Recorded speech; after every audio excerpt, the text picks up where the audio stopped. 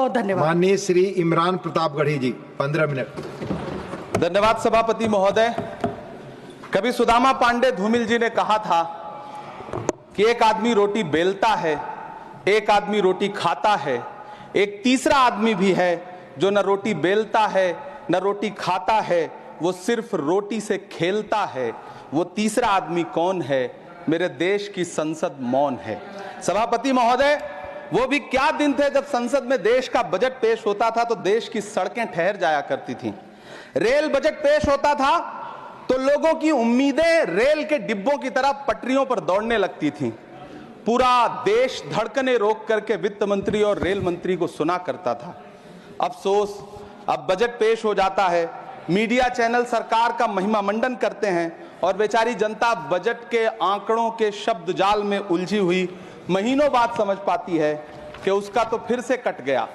सभापति महोदय, पिछले 2 साल अमृतकालीन बजट पेश किए गए और इस बार एक नई शब्दावली गढ़ी गई है, तुष्टीकरण बनाम संतुष्टीकरण का बजट। सभापति महोदय, सुनने में कितना अलंकारिक लगता है ये शब्द। सोच रहा हूं देश की वित्त मंत्री और प्रधानमंत्री जी से पूछूं कि आखिर किसकी संतुष्टि? जिस बजट में मनरेगा के लिए 1 रुपए की बढ़ोतरी ना हो, वही पुराना 86,000 करोड़, जबकि पहले ही 9,754 करोड़ का घाटा हो, जिस मनरेगा से करोड़ों मजदूरों के घर में चूल्हा जलता हो, उस मनरेगा में काम करने वाले गरीब मजदूरों के लिए अगर आपके खजाने से 1 रुपया भी इजाफी नहीं निकल सका तो भला कौन संतुष्ट हुआ साहब? इस देश का गरीब मजदूर या आपके उद्योगपति दोस्त? वो जो महाराष्ट्र में लोकसभा और विधानसभा के बीच में 40 लाख मतदाता बढ़ाए गए थे, अरे उन्हीं के लिए मनरेगा का थोड़ा सा बजट बढ़ा देते। क्या उसमें मनरेगा का एक भी मजदूर नहीं था 40 लाख लोगों में? सारे के सारे 12 लाख की छूट वाले से आगे के लोग थे। सभापति महोदय, कल जब वित्त मंत्री जी देश की संसद में भाषण दे रही थी तो वहां मुंबई में कोई गरीब इंसान जब अपनी जेब टटोल करके अपनी मोटरसाइकिल में 1 लीटर पेट्रोल भरवा रहा था तो उस पेट्रोल की कीमत थी 103 रुपया प्रति लीटर। आखिर इतना महंगा पेट्रोल डीजल खरीद के कौन संतुष्ट हो रहा है? इस देश के गरीब लोग या फिर सरकार के चहेते धन्ना सेठ? सभापति महोदय, वित्त मंत्री जी इस बजट को मध्यम वर्ग को संतुष्ट करने वाला बजट बता रही हैं। अरे मैडम, हम आप यहां पर बैठे रहते हैं और वहां बाहर इसी दिल्ली में 1 लीटर दूध, चाहे वो अमूल का हो या फिर मदर डेयरी का हो, उसकी कीमत 73 रुपए लीटर है। इतना महंगा बेच करके कौन संतुष्ट हो रहा है? गरीब जनता या आपके धन्ना सेठ दोस्त? सभापति महोदय, इस सरकार का बाजार और महंगाई पर कोई नियंत्रण नहीं रह गया है। चाहे देश में लहसुन 400 रुपए किलो बिक जाए, टमाटर 100 रुपए किलो बिक जाए, प्याज का दाम सुनकर आंखों में आंसू आ जाए, लेकिन वित्त मंत्री महोदया बजट में महंगाई का मां भी नहीं बोलती हैं। बच्चों की किताब और पेंसिल तक पर टैक्स लगाने वाले सरकार से मैं पूछना चाहता हूं कि आप मध्यम वर्ग का हितैषी बताते हैं खुद को, तो शर्म नहीं आती है? खुद को धार्मिक कहने वाली सरकार भगवान श्री कृष्ण के प्रिय खाद्य पदार्थों दही और मक्खन तक पर जीएसटी लगाती है और बात करती है मध्यम वर्ग की हिमायती होने की। जिंदा रहते हुए जनता से हर चीज पर टैक्स वसूलने वाली यह सरकार कम से कम मरने पर तो लोगों को बख्श देती, लेकिन नहीं, वहां भी लूटना है। अंतिम संस्कार के सामान, अगरबत्ती, धूप बत्ती, केवड़ा जल, चंदन पाउडर, जौ, बताशा, काला तिल, पंचरत्न, कपूर और कफन तक पर टैक्स लेने वाली यह सरकार किस मुंह से खुद को मध्यम वर्ग का हितैषी बताती है? कौन सी संतुष्टि? किसकी संतुष्टि? कदम कदम पर टैक्स देकर लुटने वाली जनता की या फिर जनता से टैक्स वसूल करके धन्ना सेठों का खजाना भरने वाली सरकार की? किसकी संतुष्टि? सभापति महोदय, 18 अगस्त 2015 आरा का बिहार का ऐतिहासिक मैदान, सजा हुआ मंच, हजारों की भीड़ और सामने खड़े हुए देश के प्रधानमंत्री का भाषण। बिहार के भाइयों बहनों, आज मैं बिहार के लिए पैकेज की घोषणा कर रहा हूं। 50,000 करोड़ कर दूं कि ज्यादा कर दूं? अखिलेश भाई, 60,000 करोड़ कर दूं कि ज्यादा कर दूं? 70,000 करोड़ कर दूं कि ज्यादा कर दूं? 80,000 करोड़ कर दूं कि ज्यादा कर दूं? चलो, मैं बिहार को 1.25 लाख करोड़ का पैकेज दे रहा हूं। 10 साल हो गए सभापति महोदय, वही ढाक के 3 पात, बिहार आज भी विकास की बाट जोह रहा है। भाषण आज भी प्रधानमंत्री जी के यूट्यूब चैनल पर सुना जा सकता है। जो झूठ बोल के करता है मुतमईन सबको, वो झूठ बोल के खुद मुतमईन नहीं होता।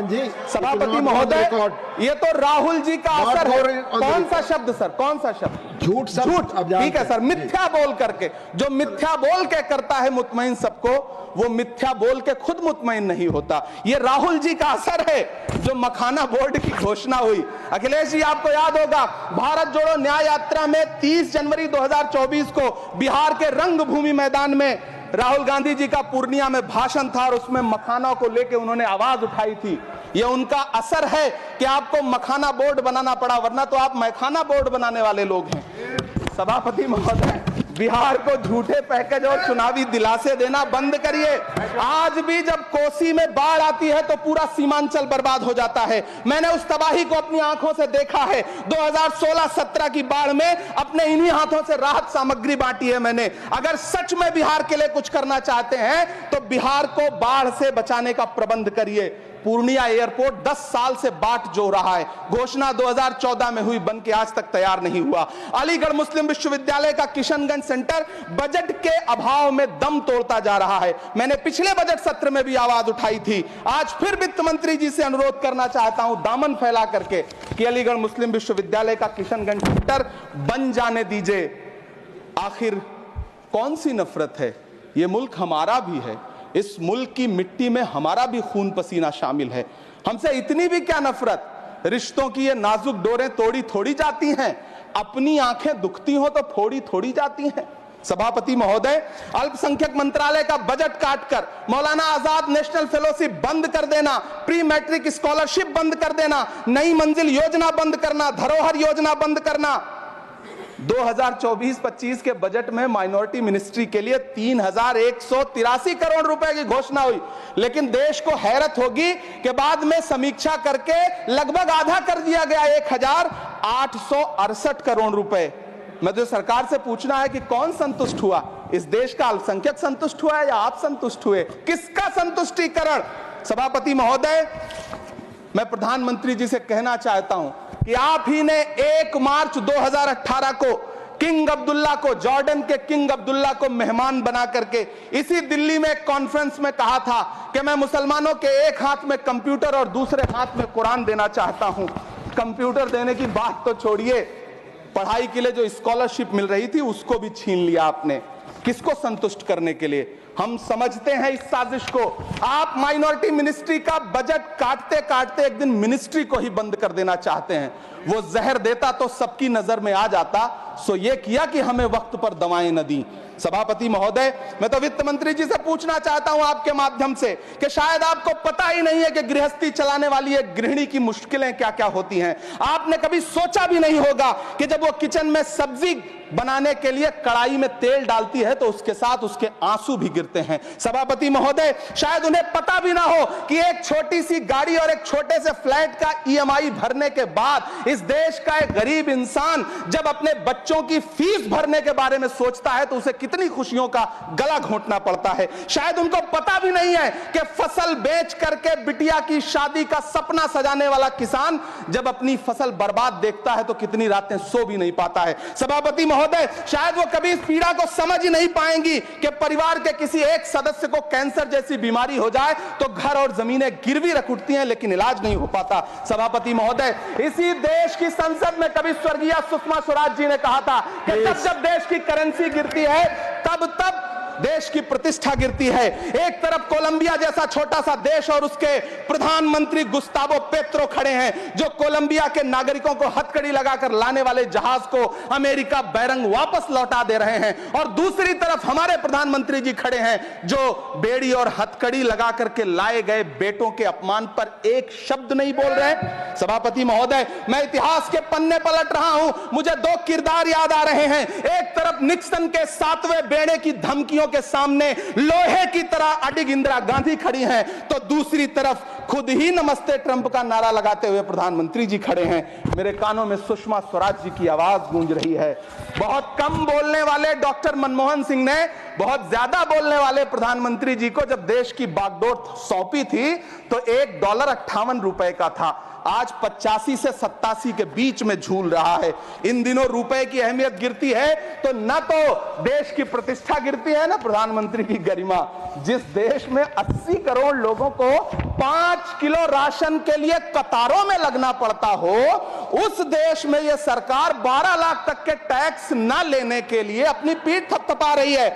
हुकूमत इस कदर आवाम पर एहसान करती है, ये आंखें छीनती है और चश्मे दान करती है। सभापति महोदय, महाराष्ट्र का भिवंडी हो, मालेगांव हो, इचलकरंजी हो, यूपी का बनारस हो, मुआयमा हो, मुबारकपुर हो, रांची का छोटा नागपुर हो, बिहार का भागलपुर हो, हर जगह बुनकरों की उम्मीदें तोड़ रही हैं, लेकिन इस सरकार के पास उनके लिए कुछ भी नहीं है। मुरादाबाद का पीतल उद्योग, कानपुर का चमड़ा उद्योग, सहारनपुर का लकड़ी उद्योग, फिरोजाबाद का चूड़ी उद्योग, अलीगढ़ का ताला उद्योग, सब सरकारी प्लानिंग से तबाह हो रहे हैं। इन तमाम के बीच सरकारी सपोर्ट से बस एक उद्योग फल फूल रहा है, नोएडा का नफरत उद्योग। सभापति महोदय, जिस देश में 40 से 45% मेडिकल फैकल्टी की सीट खाली हो, वहां बजट में 75,000 नए मेडिकल सीट्स का ऐलान हो रहा है। सरकार बहादुर, कम से कम इस देश के पढ़े लिखे युवाओं को तो मूर्ख समझना बंद करिए। वो अब तिजारती पहलू निकाल लेता है। पहले 7500 मेडिकल सीट्स बाद में बनाइएगा, पहले जो एम्स में 2161 पद खाली पड़े हैं उनको तो भर दीजिए। वो अब तिजारती पहलू निकाल लेता है। मैं कुछ कहूं तो तराजू निकाल लेता है। मैं इसलिए भी तेरे फन की कद्र करता हूं तो झूठ बोल के आंसू निकाल लेता है। सभापति महोदय, फिर झूठ आया है, मैं उसे मिथ्या कर दे रहा हूं। शायरी में बार बार आ जाता है, क्या करूं महोदय। काश ये बजट, सभापति महोदय, वो एक शब्द मैं मिथ्या कर दे रहा हूं सर, वो एक शब्द को हटा दीजिए। ध्यान रखें, ऐसे जो भी शब्द होंगे आपके वहां। सभापति महोदय, काश ये बजट बीपीएससी के पेपर लीक की शिकायत करने वाले नौजवानों पर बरसती हुई पुलिस के लाठियों पे, जख्मों पर मरहम लगा पाता। सभापति महोदय, पिछले 80 दिन से 70 साल का एक बुजुर्ग एमएसपी की लीगल गारंटी मांगता हुआ आमरण अनशन पे बैठा हुआ है। काश ये बजट किसान नेता जगजीत डल्लेवाल की टूटती हुई सांसों की पीड़ा सुन पाता।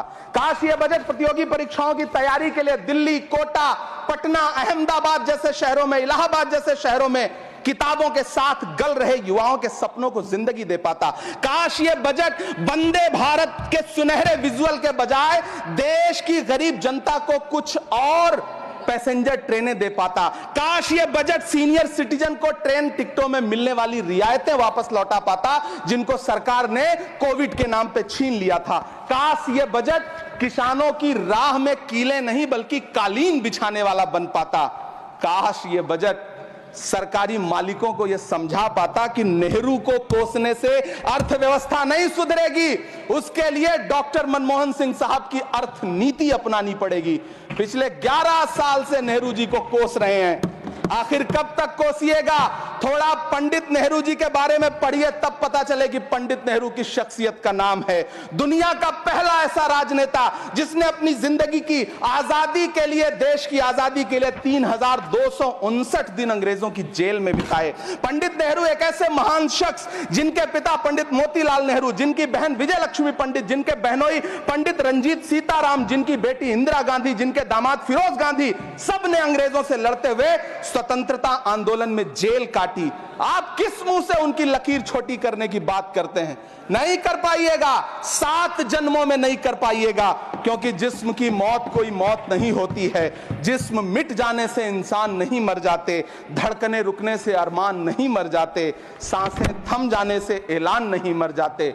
जिस्म की मौत कोई मौत नहीं होती है। सभापति महोदय, मैं आपके सामने खड़ा होकर के एक बहुत छोटी सी कहानी सुनाना चाहता हूं कि महान बादशाह सिकंदर ने जब यूनान फतेह किया तो जीत का जश्न मनाने के लिए शहर की सड़कों पर निकला, तो उसने देखा कि पूरा शहर तो जश्न मना रहा है, एक फकीर सड़क के किनारे चादर तान के सो रहा है। सिकंदर को गुस्सा आया, घोड़े से उतरा, उस फकीर के पास गया और उसे सोता देख करके उसे जोर की एक लात मारी और लात मार के कहा कि क्यों रे फकीर, मैंने यूनान फतेह कर लिया, लोग जश्न मना रहे हैं और तू सो रहा है।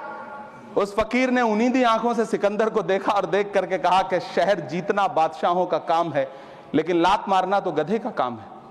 सभापति महोदय, गरीब जनता को लात मारना बंद करिए।